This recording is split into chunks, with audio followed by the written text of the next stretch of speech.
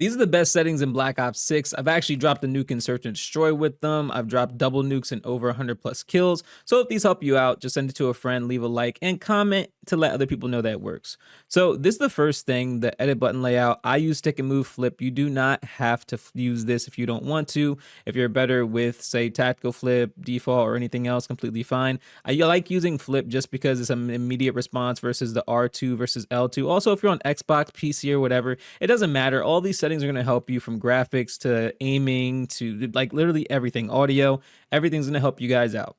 So I have 5.5. The sensitivity may seem pretty low, but in my opinion, I think a lower sensitivity is pretty good until you get your better grasp of aiming. I think with snipers, you can probably raise it up 1 or 2 notches, but typically if you're just using regular weapons and keep it at this, like I said, this is how to swap from L2 and R2 from L1 and R1. Make sure you have your controller vibration off. Do not put this on. You do not need this on. In fact, it's going to make your aim worse if you keep this on. Just making sure these are all covered. These are all done for. You don't have to mess with stick layout at all. Please don't do that. It's just going to make it worse. Now, we're going to cover dead zones because a lot of people care about dead zones. I have my stick, well, left stick minimum 0, left stick max 75, right stick minimum 2, right stick max 99. These are the dead zones for the R2 and the L2 0. Make sure these are like immediate, absolute immediate reactions. Make sure you're copying these settings for the absolute best gameplay. Next, we're going to move on to aiming, sensitivity multiplier. I have my ADS sensitivity multiplier to 0.90. At one point, I had it at 0.85. I'm not going to lie, it was pretty nice there, but I seem to like have the best results at 0.90. If you want to test out between 0.85 and 90, then this will basically give you better aim assist. It'll actually slow down your, aiming when you're actually aiming at an enemy, and this will give you the best results. Don't touch this at all. Just don't. Advanced aiming settings, leave these alone. Or if you don't have these settings, put these settings as your absolute best one. Aim response curve. When your aim is on point, make sure it's on linear. Until then, leave it on standard. Do not put it to dynamic. Keep it at standard. Trust me, when you're losing to these enemies that shouldn't basically shoot straight, they aren't very that good, and you see the BS kill cams, it's because of this. So until you're on point, until you really master the game, keep it at standard, and then when you're really good, put it to linear. That way it'll basically be wherever your thumbstick goes, that's where it goes. Target aim assist, make sure it's on. Don't touch this at all. Movement. This one's really important. Now, I think in the beginning it's set to off. Make sure you have it on. Sprint assist delay 0. Sprint assist sideways on. Mantle assist off. You don't need that. Crouch assist off. Corner slice on. Slide behavior, I have it slide only. A lot of people use hybrid, nothing wrong with that. I just like slide only. It gives me much better reaction time. Plus, I don't really dive that much. I see a lot of people basically using the slide way more, and I don't really think the dive is really that effective. But if you want it, then put on hybrid. Auto door peek, I have that off. Automatic airborne mantle, I actually do have that on, but you don't really need it, in my opinion. Sprint restore, have that on. Slide maintain sprint on. Parachute automatic behavior off. This is more so for Warzone. Make sure you have that off. Mantle cancels reload. It's kind of annoying, but you can have that off or on, doesn't really matter. Moving advanced settings. These things are the pretty interesting ones. Make sure you have this to toggle, not to hold. Auto move forward, keep that off. Single tap run, you can have that on. You don't need that single tap sprint. You can have it single tap run, and you'll be much better off with this. Next, for plunging underwater, make sure you have that to free. Sprinting door bash, make sure you have that on.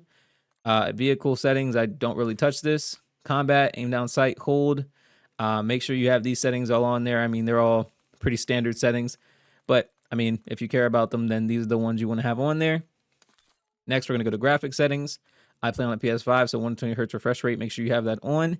If you're playing on a PS5 and you don't have this setting on, then you're basically at a disadvantage. Gamma brightness, I literally left this at 50.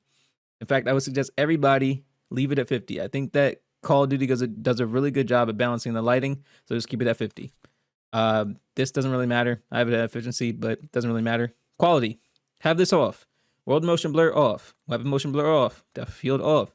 Fidelity, FX, CAS, I have that on. I put it to 45. People ask me how my game is so like clean and so high quality on PS5. I have this on, it just does wonders. On demand texture streaming, I have it on optimize, but you can have it on minimal. It really doesn't matter. If you want to copy these settings, feel free. Next is view.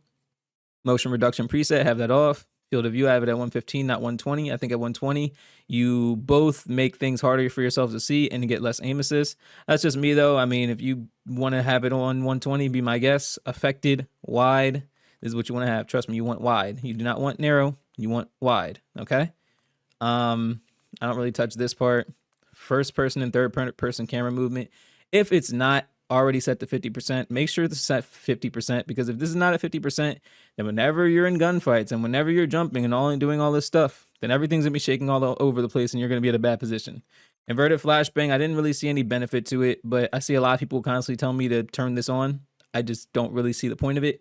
So if you guys want this on, cool. Like I said, there's no reason for me to have it on. So next we have audio. This is a really interesting one. Master game audio. I know it's gonna sound crazy, but set it to 90.